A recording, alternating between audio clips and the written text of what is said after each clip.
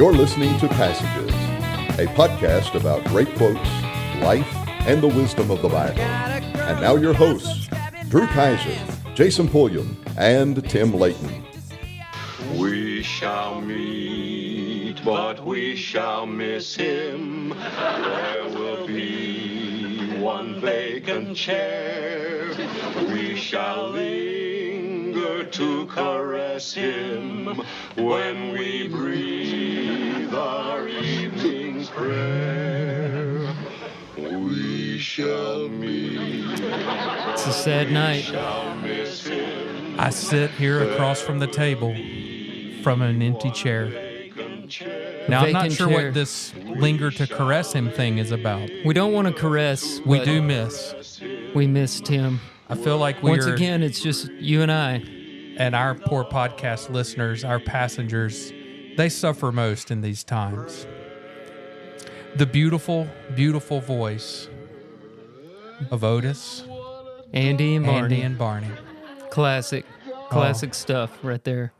And it's appropriate. It is. Because tonight we're without Tim. You know, Tim has not passed on to the other side, folks. No, he's still this side of eternity. He's at Fort Morgan at the beach. Now, perhaps he's been eaten by a shark. I'm not sure. He chose family over us. Chose the beach over us. Which hurts a little. Stinks. Deep down. I'm just hoping he took the lesson I taught last week on the podcast about what to do in case you're around a shark, because he is in shark-infested waters.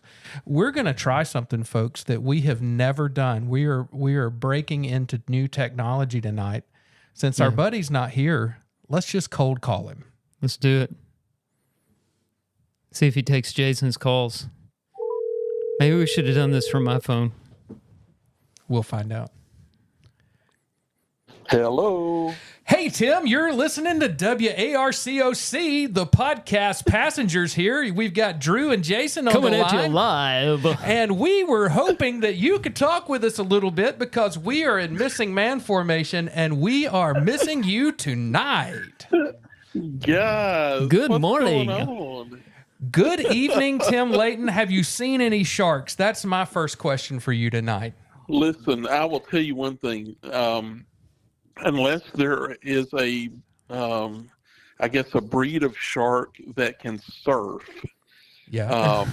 The waves have been crazy down here. And so, I mean, it's been, I think the last 2 days, 5 to 7 foot waves. Oh, that's awesome. Have you kept your shorts on in these waves? I guess.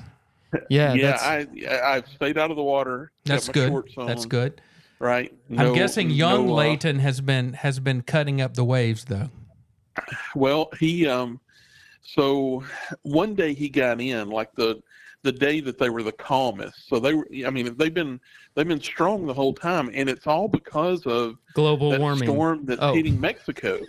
And global warming. Right. Well, that's the reason that storm's hitting Mexico, but it's like all the rotation, and if you look at the rotation, it's coming right up in here apparently. And so, they were bigger than I think anything we saw when we were in Hawaii. Really? It's crazy.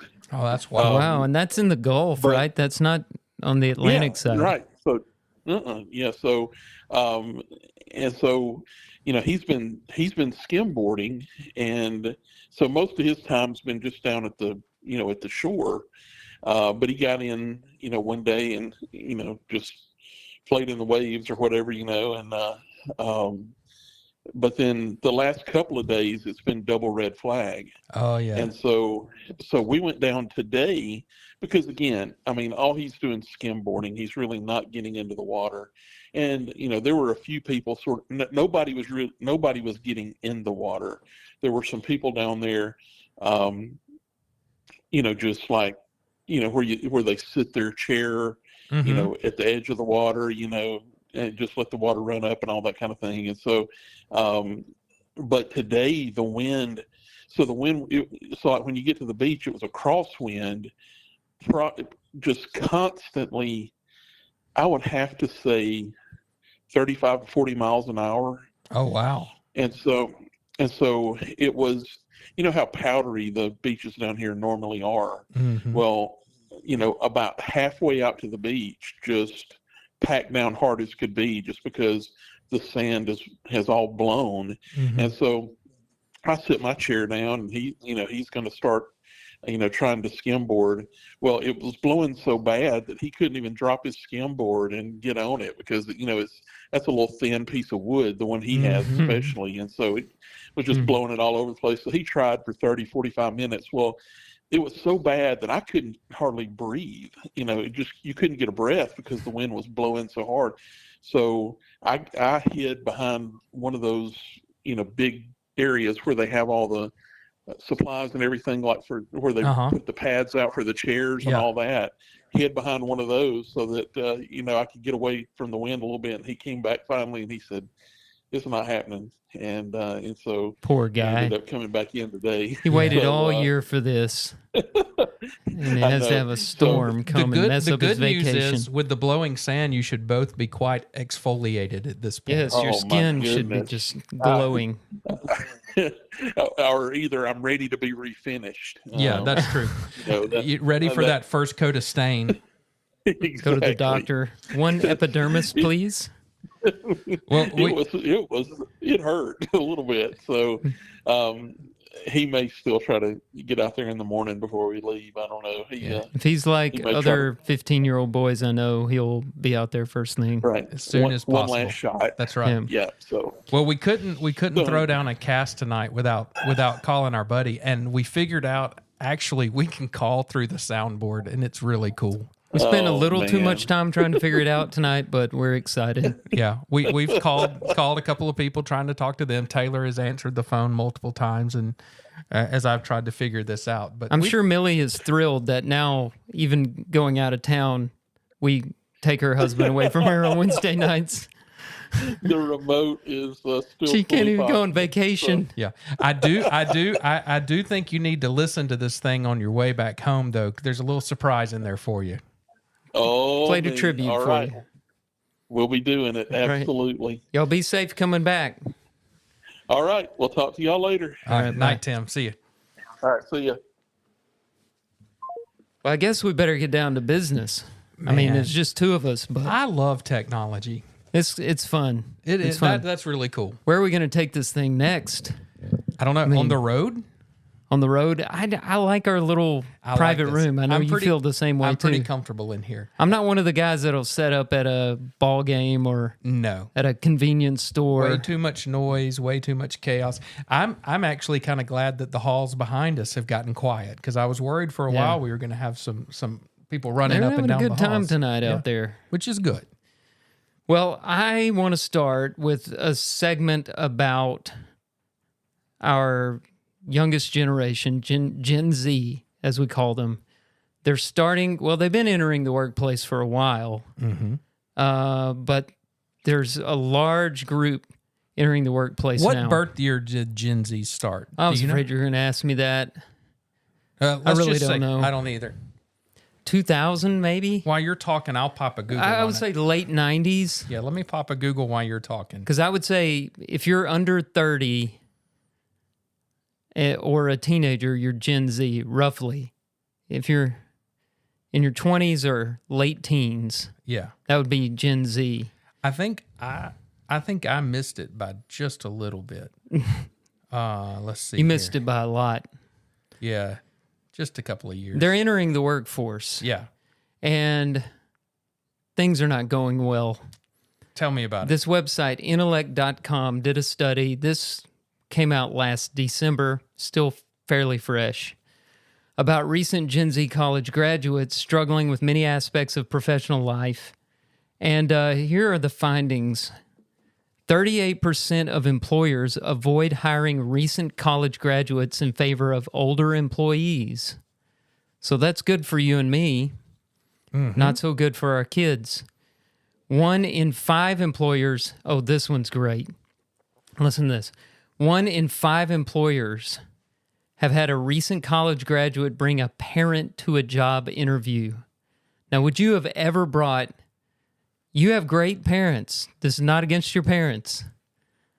But would you have ever brought your parents to a job interview after college? This is not like, I wouldn't have done it in high school, but after you graduated from college. But that doesn't shock me because the number of Gen Z aged people that I see as patients that have their parents attend Come their in with them. I mean, you know, Interesting. my own kids, especially the oldest that drives, if he's not feeling good, we just send him to the doctor by himself.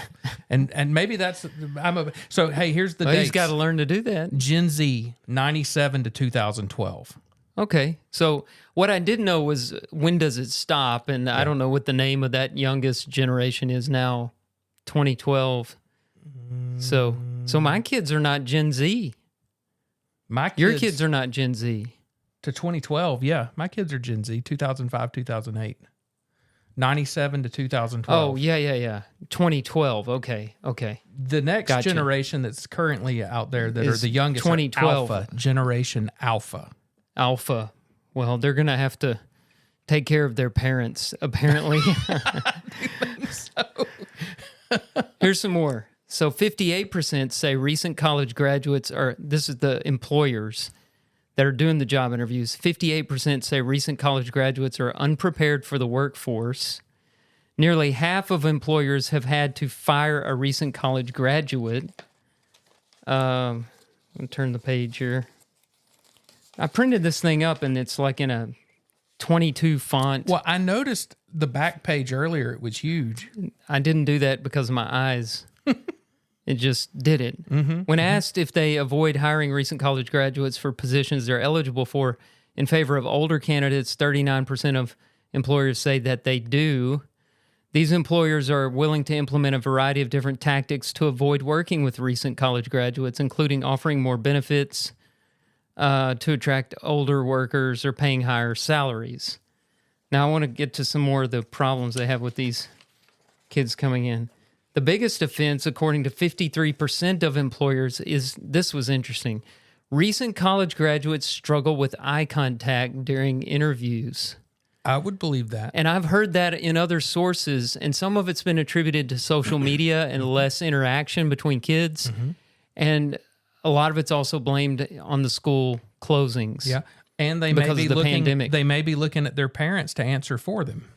Well, yeah, their parents are in the room, they're looking down, and they're like, if I look at my shoes, then maybe mom will answer the question. That's right. Half of employers say they ask for unreasonable compensation, which, I mean, what's unreasonable compensation these days? With over the last 3 years, inflation's 20%. So maybe it sounds unreasonable, but maybe not.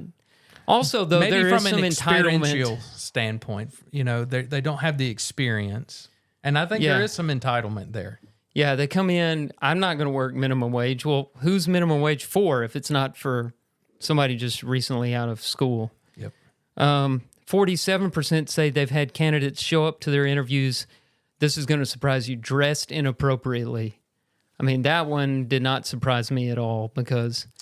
You know, the attire for interviews has changed. I'm just thinking back over the interviews I've done over the... Suit and tie. Yeah, you know, 20 years of being in business for myself, essentially. I think back to the early interviews to where we are now. Yeah, it's changed. But, you know, there's still a protocol. I mean, I wouldn't wear a tie, but I'd tuck my shirt tail in. I would definitely go button down. Wear some pants, cover them legs up. Yeah. Socks. You know, put an effort. Yeah. No novelty t-shirts.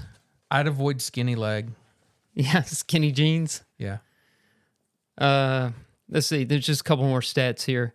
21% of employers have had a candidate refuse to turn on their camera for a virtual interview. That is a pet peeve of mine. Like if you're on a Zoom call and they just leave it blank, and you don't know if they're even there, especially when they're supposed to be listening. And they got the microphone muted and the video camera off. Well, you're can't not play there. Candy Crush on your phone if the camera's on. Yeah. Or do other things. 19% say they've even had a recent college graduate bring a parent with them to their interview. We already talked about that one. That's 19%. 19 out of 100 bring a parent. That's 19% of the employers. That's the survey.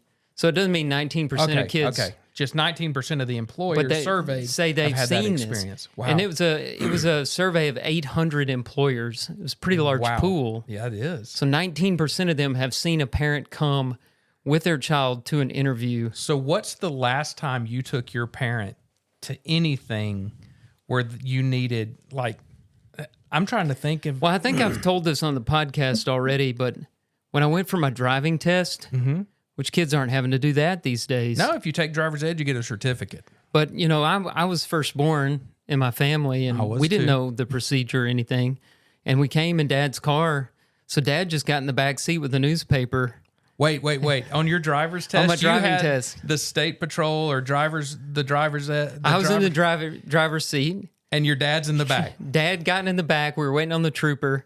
He gets in the passenger seat, and he sits there for a minute. He turns around and says to my dad, "Sir, could you exit the vehicle, please?" Oh, he did make him leave. Yeah, and Dad was like, "Yes, sir," and got it. We didn't know where Dad was supposed to go, so it wasn't so much that he was trying to nanny me. Yeah. It was just neither he nor I. Man. I mean, don't get me wrong. I was mortified, but I didn't really know what Dad was supposed to do. I love your dad, but he can be a little intense. I would have just think of the stress that would have invoked having both where I'd learned you had a state patrol officer ride with you. I was and nervous your dad as I could be. Oh man.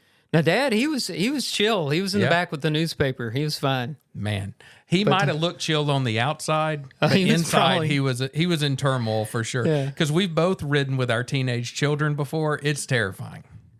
Yeah. Yeah. It's I'm trying to think. Scariest thing I've ever done. I know they took me to some of my college interviews, but they never went into the interviews with me. Like for school? Like where you would go, like you'd send your application and then they'd have the orientation thing. They would take me to orientation. Right. But if I had to do an interview or something. We just went through that with Ava, registering her for Freed Hardeman. Yeah. Y'all had some things you went together and then some things Well, when we got there, they did not really want us around the registration process. They told us to go to a different room. They were like, "This is where you need to go over here where the parents can go get a snack. Go get a snack and She'll fill be out fine." all the financial papers." Oh, man. So I can't imagine going to an interview and bringing my parents. Oh, it's embarrassing. But I don't think my do you dad's think it's ever embarrassing been mom for and them? For these kids that are bringing them? I don't know, because the they parents' act fault like or they're the kids' embarrassed of their fault? parents, but then they want to live with them and be on their insurance and apparently take them to interviews. And 97 to 2012, that's a pretty big age range in there too. The biggest issue, and I saw this through a lot of those stats, is that generation, due in part to social media and also the lockdown, where they missed, some kids in other states missed 2 school years. Yeah. Remote learning. Some never went back and just homeschooled. Yeah. And they didn't have opportunities for social interaction. Wow. And I don't mean to say, I want to back up there, homeschool programs do that, but I'm talking about the people who homeschool because they're afraid of germs. Yeah, and never left the house. And the kids didn't have, sports or church or any other activities, co-oping, any of those things. And they don't know how to make eye contact when they're talking to people. But a lot of they don't know how kids, to make small talk. But your Gen X kids, the oldest in that group, if it started Gen Z, at are you talking Gen Z? Gen Z started in 1997. These guys are almost 30 They're years 30. old. Yeah. They were in their late teens during the pandemic, right? No. They were grown. They were grown. They were in their mid-20s. So it's not just the pandemic. No. And look, saying it's our generation's fault.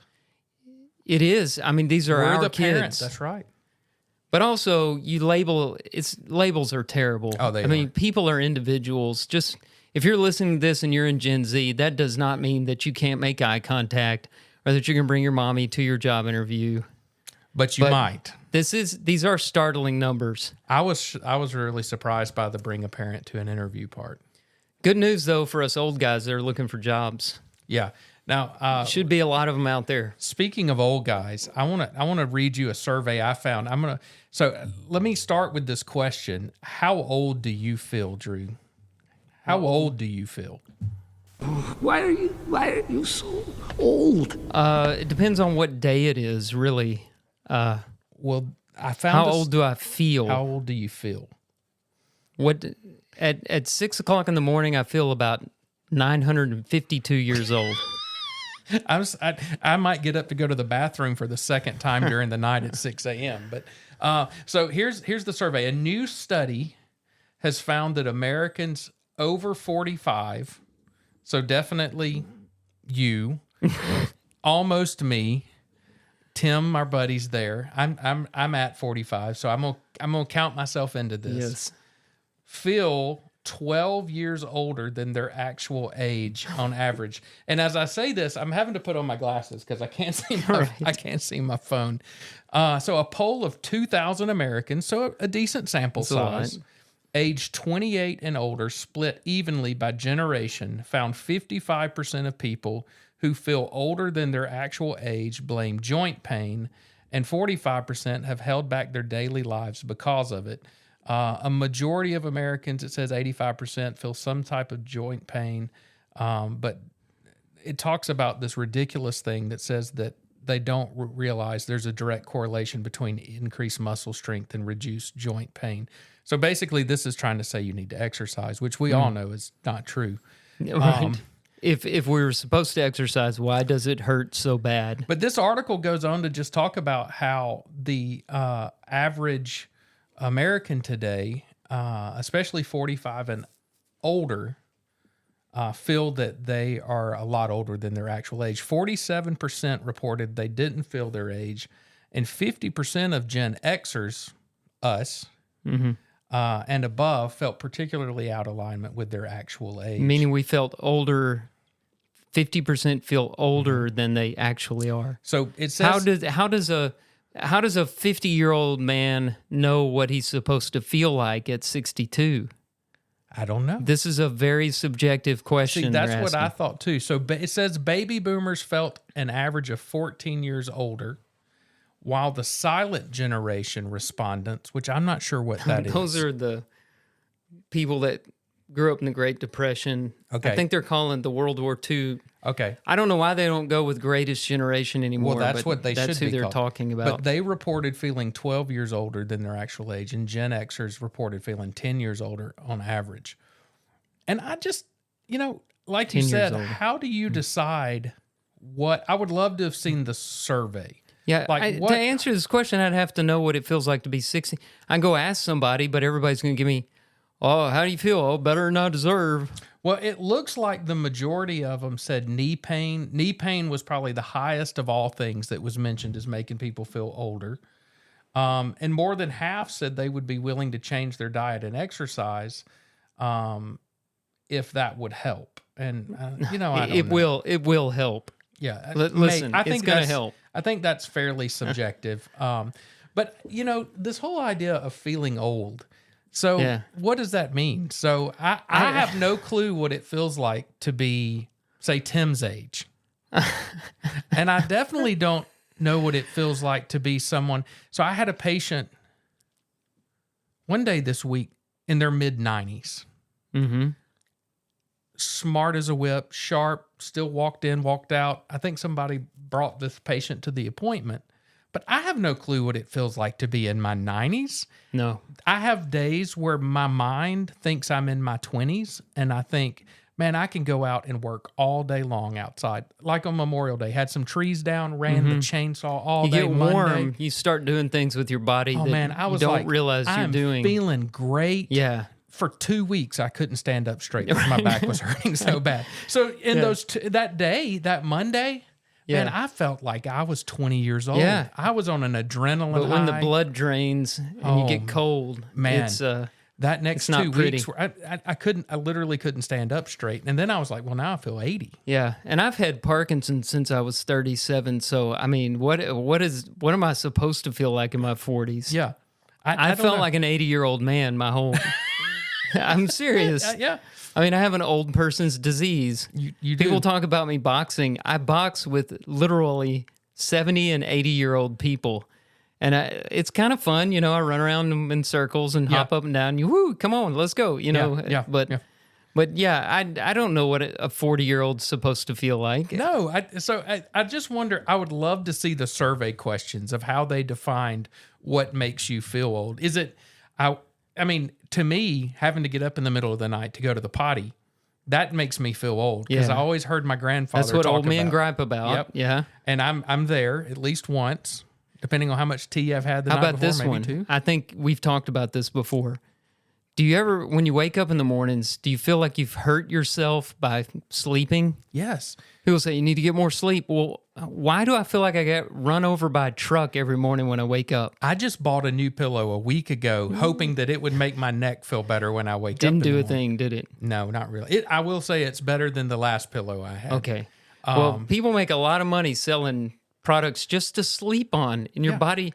Oh, your body repairs itself when you sleep. No. Not mine. It destroys itself. Yours is still fighting itself while you're asleep. No, it actually, the tremor stops when I you sleep. I didn't know that. Which is great. Which is good that I don't know that because I've never sat up watching you sleep. Right. That would be weird I would if be I knew scared that. If you if I ever learned wake that up and I'm tonight. just observing and looking. Wait a minute, Jason. How do you know this? That makes me okay. I'm glad that shows that we're close friends, but we're not that close. You know, the other things I thought of was a question: how long are your nose hairs? How long are your eyebrows? I mean, those are all things that make me feel old. Because you know, as a teen, as a 20-year-old, I never had to get my eyebrows trimmed or my ears or my any of that. And now I go. It won't grow on top of your head, but it'll grow everywhere else. I go to the barber and I'm like, I just want to get my normal haircut, cut it short on the sides, high and tight, keep it nice and clean looking. I'm going bald, don't want to look like a weirdo. You know, make me look nice. And she's like, "Ooh, what do you want to do about those eyebrows?" I'm like, "Is there something wrong with them?" They're all over your ears. It's like I got curb feelers coming off the front of my face. It's awful. Yeah, but she's doing you a favor. So I think we all agree we usually feel older than we are, but we really don't know how to define that. I think people complain a lot. That's what I gathered from that article. I agree. Is that our generation complains.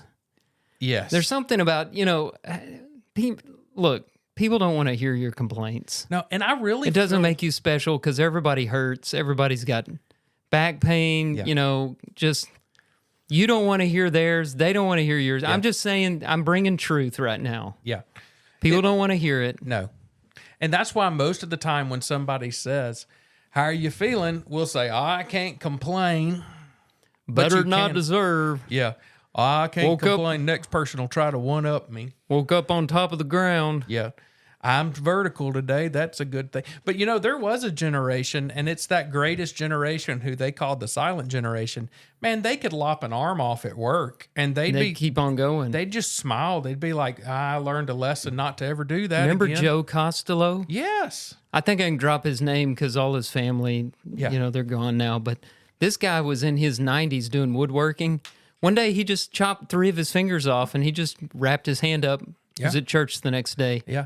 Let me tell you, if kerosene couldn't fix it, they just didn't make it back then. I said, "Joe," he had, his arm wrapped up. I said, "Joe, did you go to the doctor?" "Nah, nothing the doctor could do." I said, "Well, I've heard they can sew your fingers back on, maybe make them work again." "Nah, it ain't worth that. I'm 90-something years old." I said, "What'd you do with them?" He said, "Just threw them in the trash can." I mean, that's dark, man. Yeah. I mean, it's like Joe. But he acts like that's just normal, and he's still happy and healthy. And you know what he did? I bet he finished that woodworking project the next day. I guarantee you. He went in there, he wiped the blood off the saw, and he went right back to work. He got it done. I'm just telling you right now, I would have milked that for the rest of my life. Oh, yeah. And I would have been saving those things in ice. Yeah. Hollering all the way to the ER. Oh, man, yeah. I mean, I dislocated my pinky finger playing basketball with Sam, and I milked that for at least a month. Yeah. And when the weather changes, I'm still like, "Oh, that's that old pinky." That ain't ever going to be the same. I guarantee you, he picked up a mallet and he finished whatever wood project. Shook it off. Yeah. That's a real man. And was proud that he did it. So maybe we do complain too much. Maybe so. Well, talking about real men, I've been learning about the Celtics coach, Joe Mazzulla. The basketball team, Celtics. The basketball team, Celtics. Because if you were talking about the people of old, you'd call them the Celtics. That's right. I was just I'm not making sure why we say Celtics. Well, it's a soft C now. I don't know when that came in. Yeah, who made up that? Maybe during the Larry Bird days. I don't know when we started calling Celtics Celtics. I think the last time I watched basketball was during the Larry Bird days. Well, those were good days to be watching basketball. Well, they were. What were we talking about? So the national championship, NBA, is that what they call the NBA finals? I don't know. That's what they called it when Bird played.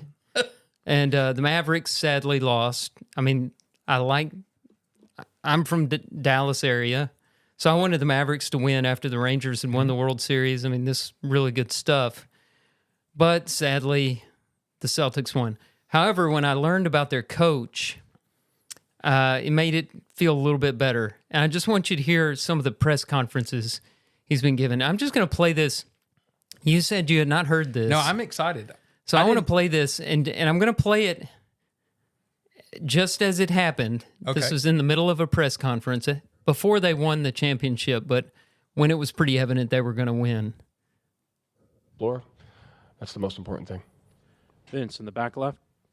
Hey, Joe. Vince Goodwill, Yahoo Sports. For the first time since 1975, this is the NBA Finals where you have two black head coaches. Given the plight sometimes of black head coaches in the NBA, do you think this is a significant moment? Do you take pride in this? How do you view this, or do you not see it at all? I wonder how many of those have been Christian coaches.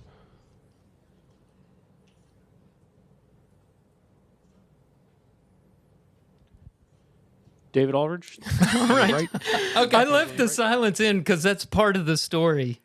Is they did not know what to say, and he was just looking. He had this 1,000-yard Was he just stare. staring at him? Yeah, he was just looking right back at him. Like, yeah, let's see you make this into a race thing. That I should have mentioned he was an African American. I don't know that I've ever heard that kind of silence. Like, Yeah, I I mean, almost wanted to jump in and say, "Folks, we're still here." That's just dead air on this soundbite. I let it run because that's how it did in the press conference. Wow. Yeah. Yeah, so he does not want to be identified primarily by his race. He wants to be known as a Christian. That's a bold statement. We need more men that will be willing to do that. And the way the question was framed, the plight of black coaches, what plight, he could have been combative. He could have said, "What plight are you talking about?" Mm-hmm. But I like the way he just... He just turned the question around. How many of them on him. are Christians? Yeah. And just that was it. Yeah. And he did a similar thing earlier. Here's that from another press conference. Coach, the offense is on a roll. That's 5 straight, scoring 120 plus. What are you seeing from your team? That's not the question I was looking at. What do you think is maybe good luck? Spacing, ball movement, making the right play. I want to edit this out. A question. Did you get a chance to meet with the royal family? And if not, how was it like having them there in the building? Jesus, Mary, and Joseph? The Prince and Princess of Wales. Oh, no, I did not. I'm only familiar with one royal family. I don't know too much about that one. I'm going to read more about this guy. He is great. This has piqued my interest in this guy. Yeah, he just, they just don't know what to make of him. No. Yeah. And he's doing it in a way that is not... I'm trying to think of how to say this. He's not being a jerk about it. He's not being a jerk, but he's also not being the, "Hey, brother, how are you?" The false... Yeah. He's just being matter of fact. He's being a normal guy who's not impressed by royalty. No. He's not going to fall down and worship the king and queen of England. No. And he's not going to make a big deal over it. Come on. He's a basketball coach. Now I'm really going to have to read about him, and I'm going to be real disappointed if I find that he doesn't live the way he's talking, because the way he's talking is pretty cool. I think he's the real deal. I like it. I like it a lot. I think he stands by his identity. I don't know how I've heard that. How I haven't heard that. Just kind of, because it's about Christianity. It's a positive story on Christianity. And our news media doesn't really promote that. No, I'm surprised they've not thrown him under the bus for it, because... Well, he's winning games. They can't really say anything right now. He's highly successful. Wasn't it... And I may be misquoting this because I'm shooting off the top of my head from a news article I read a month or so ago, but wasn't it the punter or kicker for the Kansas City Chiefs? Yeah. That at a graduation speech made some comments that I don't know if they about were traditional families and I mean he has been anti-abortion. He's been excoriated for that by some, but he's been championed. It's by been well others, received in other circles. Yeah. Usual suspects, but right? the general Conservatives media liked it. Liberals didn't like it. But the general media has been the View has been in an uproar about it. Yeah. Yeah. That's the thing is that is, general media, or I don't know.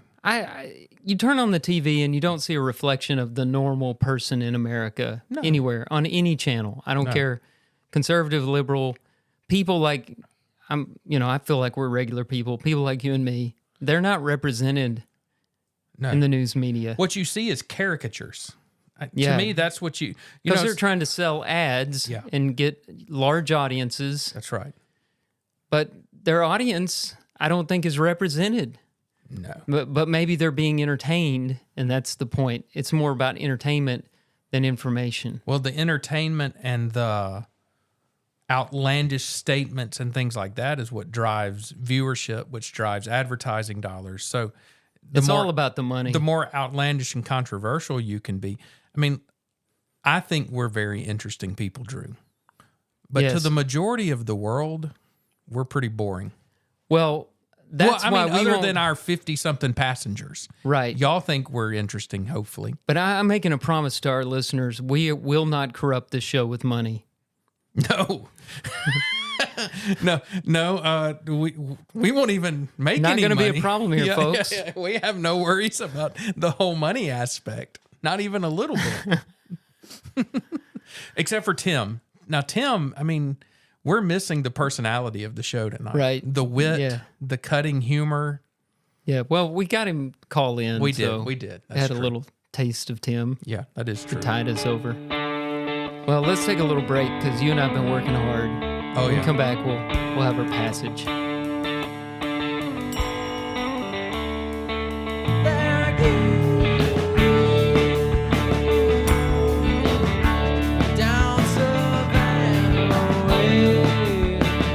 We're back.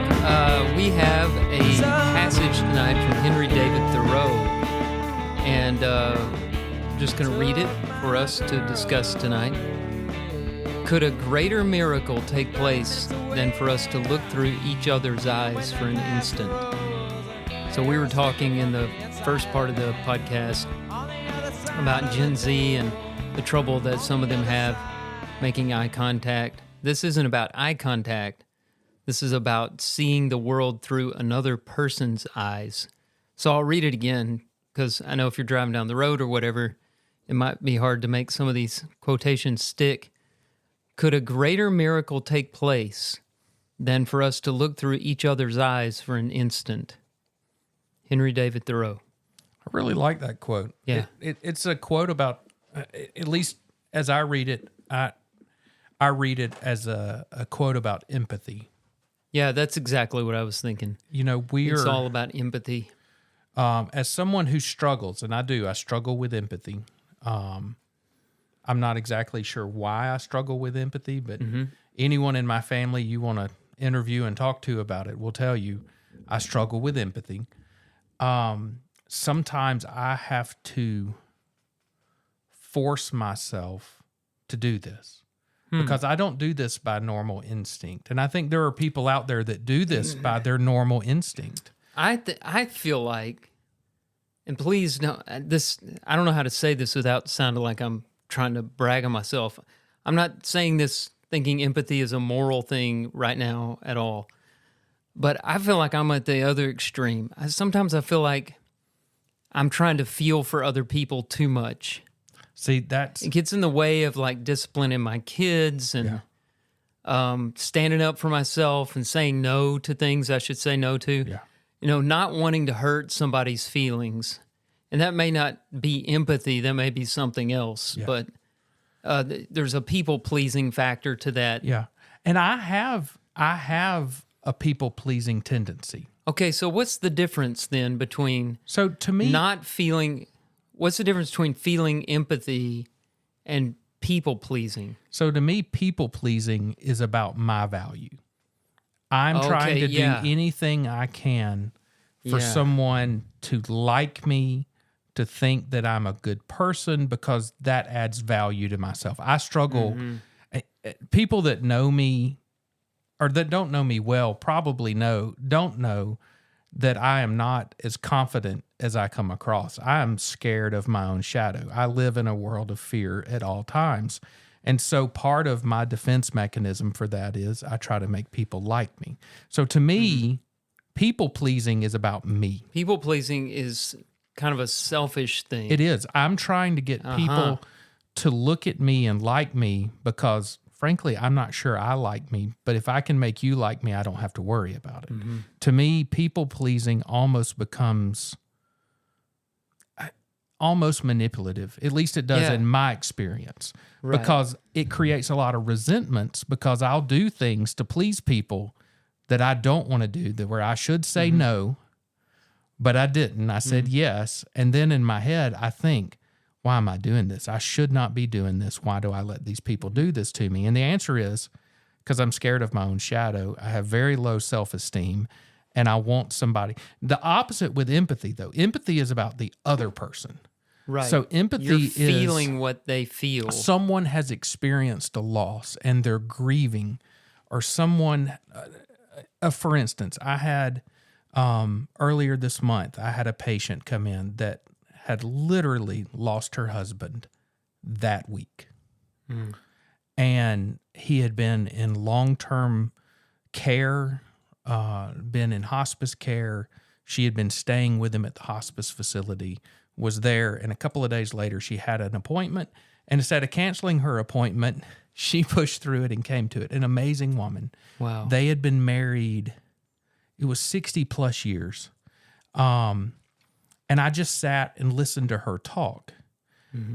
And empathy would have been me trying to put myself in that position and understanding what's going on. And I'm working on empathy. It's something I've been working on for the last year.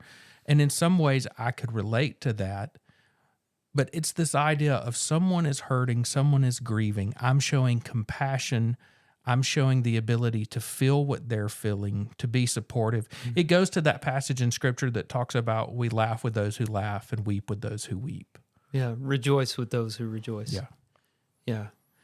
So it's semantics to me, but people do draw a distinction between sympathy and empathy. Yeah. Sympathy is feeling with the other person, meaning I don't exactly understand what you're going through. I don't feel the way that you feel, but I'm here for you and I want to help you. Empathy is I've been in your shoes. I'm feeling what you're feeling right now. That's right. And I don't know. Some people think that unless you have lost a spouse or gone through cancer or fill in the blank, you can't empathize with the other person. I don't think it goes that far. I think we're getting into semantics at that point. I do too. We're just talking about being compassionate people. That's right. And not seeing the world only through our own eyes and trying to understand the other person and just, walk in their shoes for a few minutes. And I don't think it necessarily requires you to have been through something. So I have, it's no secret, I have been seeing counselors and therapists for years.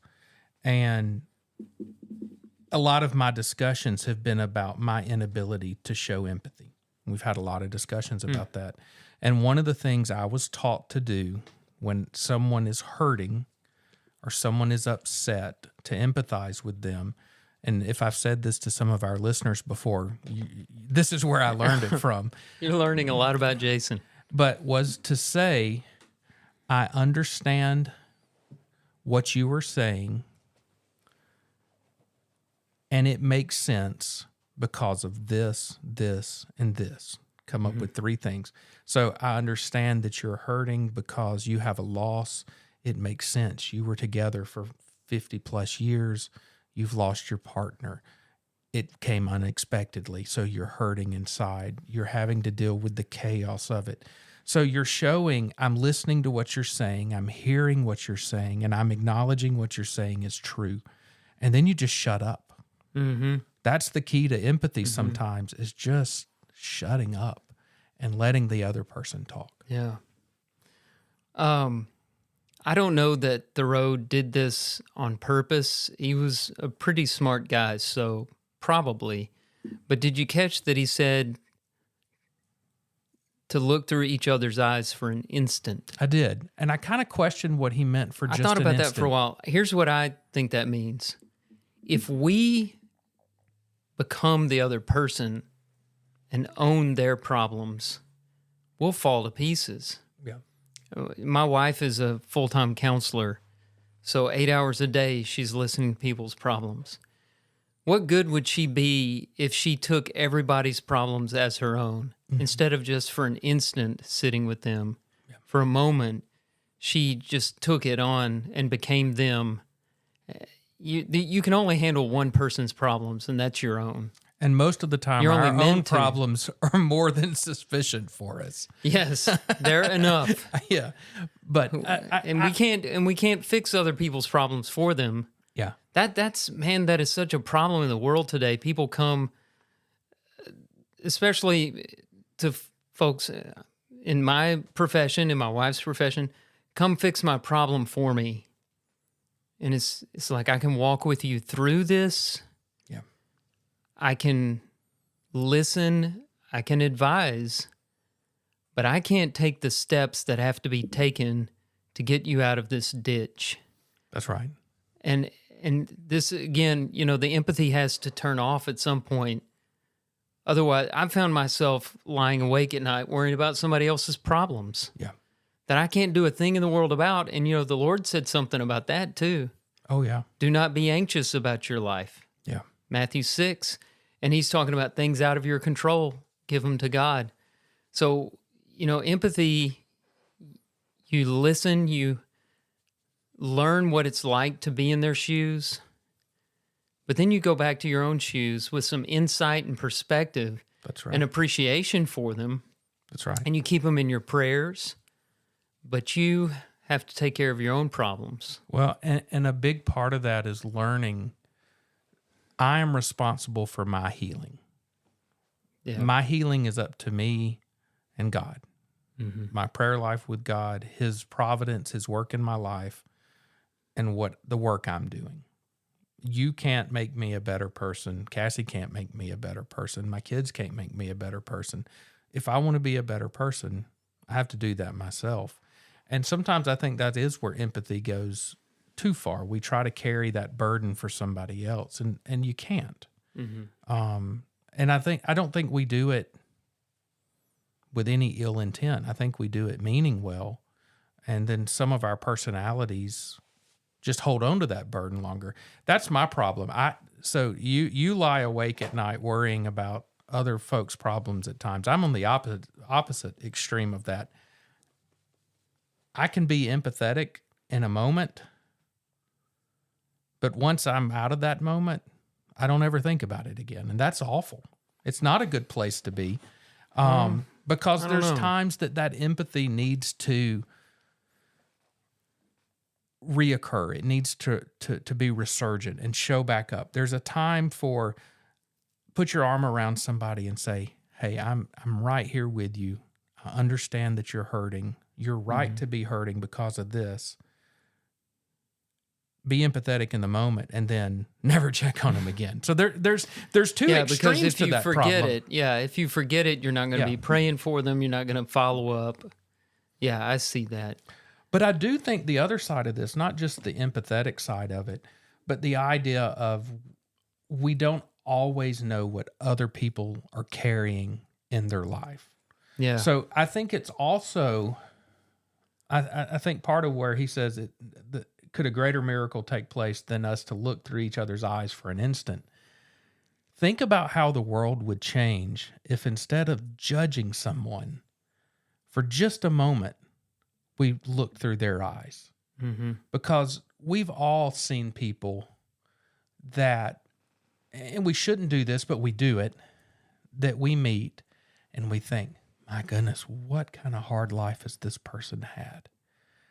Or we're a little judgmental about their appearance or the way they talk or their situation or their mood. You know, they snap at you and you just think, what a jerk, instead of, I wonder if something's going on. And I think that, again, is another time that it's important to pause for an instant. And if we could see things through each other's eyes, I think a lot of the bitterness and the resentment that's going on in the world today, and there's a bunch of it, I think so much of that would calm down a lot, because part of that empathy may just be understanding that some people are carrying around a backpack full of a lot of stuff that we never see. Yeah. I mean, insecurities, hurt, trauma from childhood, and it's created a lot of bad behavior, bad attitudes. People will hurt. You know, the old saying, hurt people hurt people. Mm-hmm. That's the idea, is maybe look at behavior, don't endorse it, don't encourage it, but ask yourself, what's behind that? Why would a human being behave that way? Do you think social media has had an impact on empathy? Ooh, do you think that's a dangerous negative question. Impact? I think it's created an environment of false empathy. I think people are really, really quick to jump on like a bandwagon of... Well, I think people are really quick to post their problems to social media, things that the world doesn't need to know. Yeah. And then people are very quick to either try to give advice to fix them. I mean, how many times have you seen, well, you just need to stop doing that? Well, geez, I never thought maybe I should just stop doing this. I mean, you got people that are caught up in addictions, and people are like, well, you should just stop. And it's like they have this great idea, and the person that's suffering in whatever their addiction is like, man, do you know how many things I have tried to do to stop? See, that's why you shouldn't bring that to social media, because social media, all it can do is argue and give advice. Well, it can't empathize. And I think that screen puts like this barrier between people. Absolutely. And they're not seeing, they don't realize they're engaging with other human beings. There's just something about that step away from personal interaction that the screen provides that makes you think, well, I can type this horrible thing. I can say this nasty thing to this person, and it's okay because it's just in a computer. That's right. And there's another person on the other end that's reading everything into that message.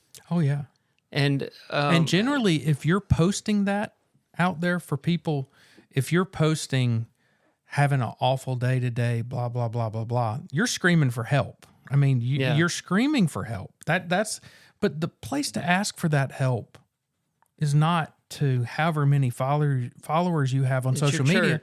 It's your church. And your family. It's your family, and it's your closest friends. That's what God... Yeah. So, Galatians 6:2, I love that passage about bearing one another's burdens. Yeah. That's what, empathy. That's what the church is supposed to be here for. The church is here to spread the love of Christ, to teach the gospel of Christ. But it's also the reason we come together is to bear one another's burdens, to develop relationships. Yeah, the rest of that is, and so fulfill the law of Christ. Yeah. If you come to me and you say, Jason, you look like you're having a hard time, let's sit down and talk. I've known you 23, 24 years now. You're one of my closest friends. I know you mean well. But if somebody on social media says, well, you just need to figure this out, it means nothing. No. The relationship Probably is somebody what allows, you don't even know. The relationship is what allows for empathy a lot of times. Yeah. It's just, Twitter is a really nasty place. Facebook gets nasty. X. Oh, excuse me. Not X. to correct you. I'm sorry. And people are just not engaging with one another as human beings. No. They're just trying to prove how smart they are and how tough they are by typing messages. And as a result, suicides are up with young people. Yep. Cyberbullying is a real thing. People can make fun of it and say it's not a real thing, but that's kind of bullying to do that. It's a real problem. Well, and I think depression is up, anxiety is up. Even if you're going to get on social media and make these responses to people, take this quote into mind and think about it through the other person's eyes. Yeah, there's you can a do reason that with social media. You can do take a pause. There is a reason that somebody is putting this out there, and it's not really to get 1,000 people or 500 people or 100 people or 10 people to say, well, you should do this, or you should try this, or you should try that. They're putting it out there because they're hurting and they need help.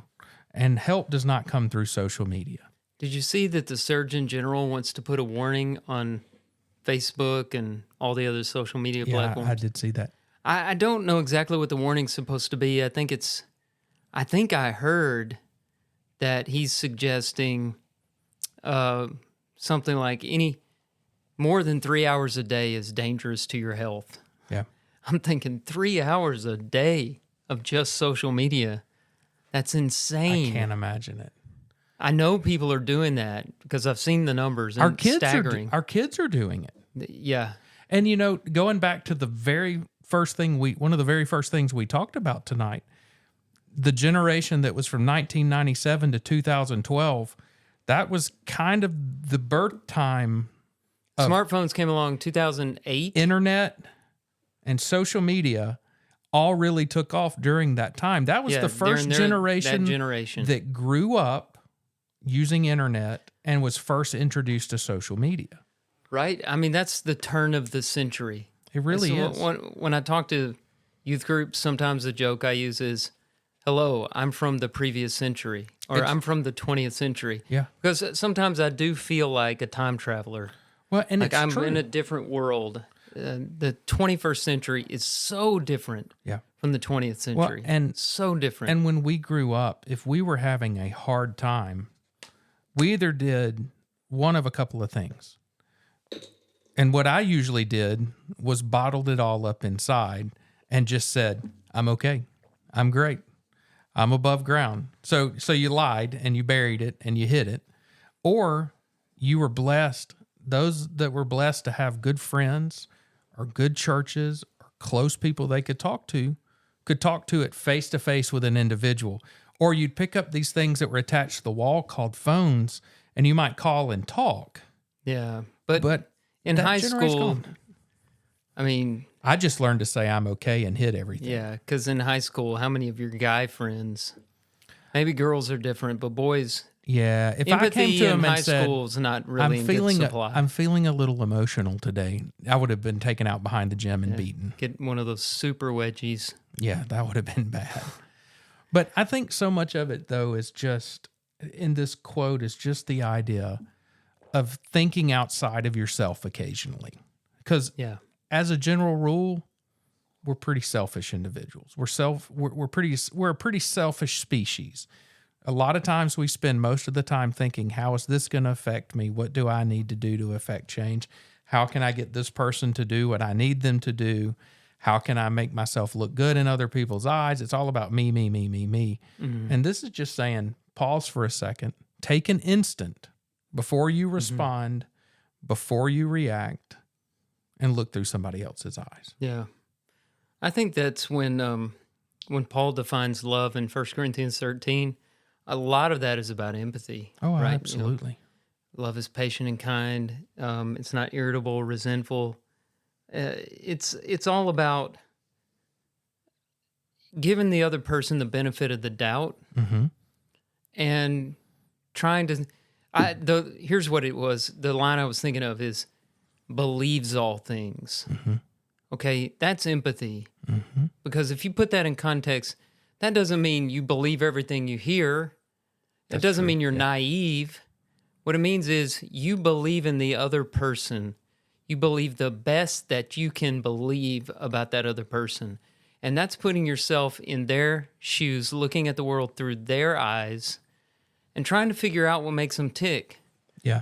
I love what Peter says. It's in 1 Peter, it's chapter 3, verse 8. He says, finally, all of you have a unity of mind, sympathy, brotherly love, a tender heart, and a humble mind.